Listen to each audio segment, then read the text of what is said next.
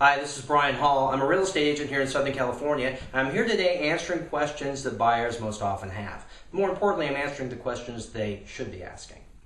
One of the questions I get quite a bit is, Brian, what's a probate sale? Well, a probate is a situation where the seller is actually, deceased. So the people who are selling the property are the heirs, usually an executor or an executrix. That's a great word, executrix. So in this situation, how does this affect the buyer? Well, first of all, there's no seller disclosures, or there's considerably fewer seller disclosures because naturally the seller's deceased. They can't make the disclosures. Also, the deposit, especially if there's court confirmation, this goes up from a typical 1 to 2% to 10% usually. And it's usually in the form of a cashier's check. So that's real money that you can't get your hands on while we're going through this process.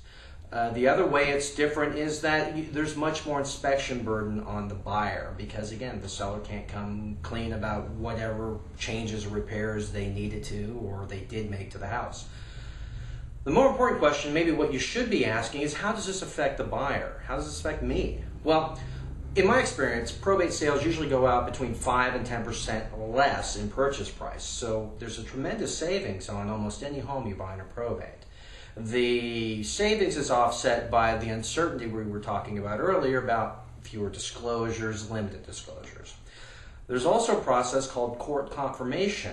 That's where after we make the offer, after the heirs, the executor, accepts the offer, we go to court. At that point, you can possibly be outbid by another buyer.